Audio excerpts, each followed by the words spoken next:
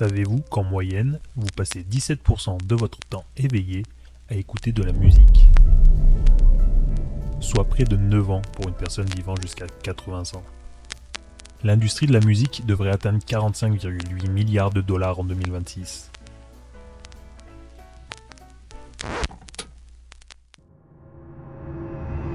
La musique est un sujet qui concerne tout le monde. Elle est toujours présente et nous accompagne dans toutes les époques de notre vie, de l'enfance à la vieillesse. Certaines de ces chansons marquent une époque de votre vie, vos premiers amours, votre scolarité ou une rupture. Je suis sûr que vous voyez de quoi je veux parler. Nous avons les musiques que l'on veut écouter quand on est triste, ou quand on veut faire la fête par exemple. Elles nous permettent de nous replonger dans un souvenir, une émotion ou une sensation d'un moment de vie. Vous l'avez compris, aujourd'hui j'ai envie de parler de musique avec vous. Et je me suis posé une question. Peut-être que vous vous la posez aussi d'ailleurs, ou peut-être pas. Mais ce n'est pas grave. Vous allez voir, c'est vraiment très intéressant. Enfin, je crois. J'espère qu'une fois que je vous l'aurai partagé, ça va vous intriguer. C'est en cherchant des réponses que j'ai découvert des choses surprenantes que je vais vous partager. Savez-vous pourquoi, en matière de musique, nous aimons ce que nous aimons ? Ça a l'air bête comme ça, mais si on y réfléchit, pourquoi lorsqu'on parle de musique, nous avons chacun nos préférences ? Je ne vous parlerai pas de mécanismes neuronaux, les hormones sécrétées par notre cerveau, comme la dopamine, la sérotonine ou l'oxytocine, ces hormones qui participent à nous donner un sentiment de plaisir, mais plutôt comment notre cerveau décide ce qui nous procure ce plaisir. Personnellement, je fais partie de la catégorie des personnes qui disent écouter de tout. Vous savez, cette fameuse réponse, pas vraiment vraie, mais qui évite de se catégoriser comme appartenant à un style musical particulier. J'arrive à trouver dans tous les styles certains morceaux qui me plairont et d'autres qui me laisseront indifférent. J'aime écouter du rock, du classique, du jazz, de l'électro, du reggae ou de la variété. Mais je sais que pour d'autres, la musique est bien plus qu'un simple plaisir auditif. Elle représente une appartenance à un groupe social, avec ses codes et sa culture qui lui sont propres. Bien sûr que c'est stéréotypé, mais je voudrais juste prendre 30 secondes pour qu'on soit d'accord sur la base, et promis, après ça, je vais vous étonner. Le sociologue Philippe Coulangeon a étudié ce phénomène. Il s'appuie sur une enquête de 1997 sur les liens entre goûts musicaux et caractéristiques sociodémographiques des individus. Les classes supérieures ont tendance à avoir des goûts musicaux plus variés. Cela, car elles ont un plus large capital culturel et sont souvent encouragées à développer leur curiosité intellectuelle et à explorer de nouveaux horizons. Cependant, ça ne suffit pas à expliquer toutes les différences entre les groupes sociaux. L'âge et les processus de socialisation jouent également un rôle crucial. Les jeunes générations ont des goûts plus variés et sont moins attachés aux genres musicaux traditionnels, contrairement aux plus anciens.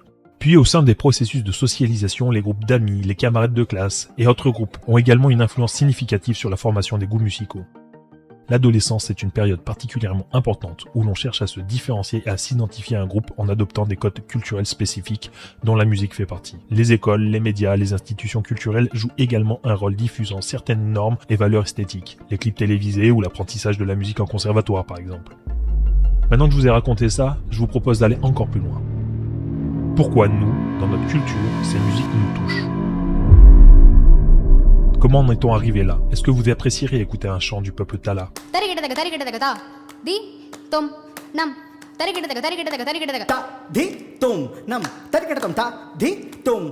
Ou encore une chanson traditionnelle des Pygmées ?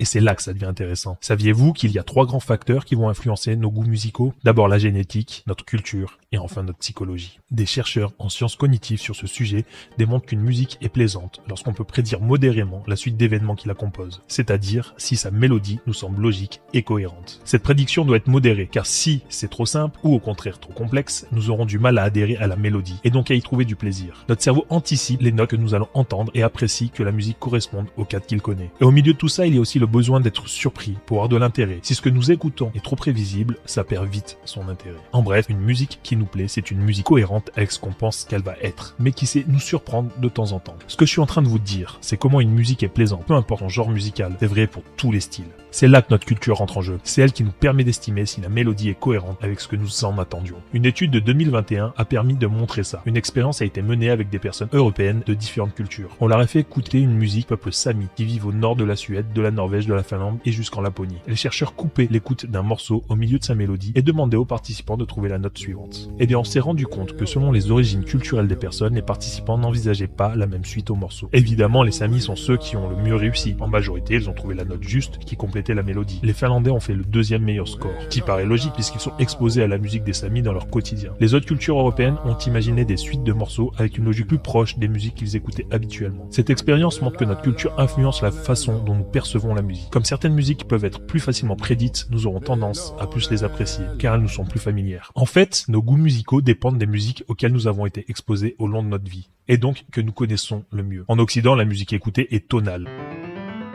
C'est-à-dire qu'elle est construite sur des gammes majeures ou mineures. C'est donc les musiques avec lesquelles les Occidentaux sont le plus familiers. Au contraire, les musiques orientales, par exemple, sont basées sur un système modal. Leurs mélodies ne se construisent pas de la même façon que celles des Occidentaux. On y serait donc moins sensible à notre première écoute. Mais plus nous serons exposés à ces musiques inconnues, plus nous allons les comprendre et plus nous allons les apprécier. Vous avez remarqué que certaines musiques ne nous plaisent pas à la première écoute, mais à force de l'entendre, on se met fortement à l'aimer. Et si en fait vos préférences musicales étaient liées à vos traits de caractère, si votre personnalité était corrélée à vos goûts, si la psychologie avait un rapport avec nos goûts musicaux? Il existe le International Personality Item Pool, l'IPIP. Il s'agit d'un outil du domaine public géré par l'Oregon Research Institute, un institut américain de recherche en psychologie qui permet de faire des tests de personnalité. Pour cela, il analyse 5 grands traits de personnalité universels. L'ouverture, c'est notre curiosité et notre ouverture à la nouveauté. La conscienciosité, notre fiabilité et le degré d'exigence vis-à-vis des règles. L'extraversion, il s'agit de la proportion à être sociable et sa capacité à interagir dans un groupe. L'agréabilité, le fait d'être altruiste et d'avoir de la compassion. Et enfin le névrosisme, la stabilité de nos émotions. À chacun de ces traits sont associés des facettes comme l'anxiété, la colère, l'imagination ou encore la modestie. Et c'est à partir de ce questionnaire qu'en 2016, le psychologue David Greenberg de l'université de Cambridge a publié sa recherche The Song Is You. Il a démontré une corrélation entre les résultats du test de personnalité et les goûts musicaux des participants. Ce sont donc 9454 personnes âgées entre 18 et 65 ans qui ont participé à l'expérience. Les chercheurs ont demandé aux participants de définir des morceaux de musique qu'ils préféraient parmi un échantillon de 50 morceaux qu'ils ne connaissaient pas. Puis les participants ont passé le test de personnalité et ça a donné ça. Ces résultats suggèrent que nos préférences musicales ne sont pas arbitraires et qu'elles sont liées à notre personnalité. Les personnes ayant des personnalités différentes auront tendance à préférer des styles de musique différents. Par exemple, les personnes extraverties et enthousiastes aiment généralement les musiques énergiques et positives, comme la pop ou le rock. Les personnes ouvertes et créatives apprécient souvent les musiques complexes et expérimentales, le jazz ou la musique classique. Les personnes consciencieuses peuvent préférer des musiques plus structurées et ordonnées, la musique classique ou les musiques de film. Mais attention, s'il y a bien une corrélation entre musique et personnalité, cela ne veut pas dire que l'un est la cause de l'autre. D'autres facteurs peuvent expliquer ces corrélations. La musique, bien plus qu'un simple divertissement, est un langage universel auquel nous sommes tous confrontés. Elle nous permet d'exprimer nos émotions les plus profondes, de partager des moments uniques avec nos proches et de créer des liens avec des personnes du monde entier. En écoutant de la musique, nous ne sommes jamais vraiment seuls, puisqu'elle nous accompagne dans nos tristesses, nos amours ou nos réussites. Alors la prochaine fois que vous mettez vos écouteurs, que vous allumez votre enceinte ou que vous rendez un concert, prenez un instant pour apprécier la magie de ce langage universel et profiter des émotions que la musique peut éveiller en nous.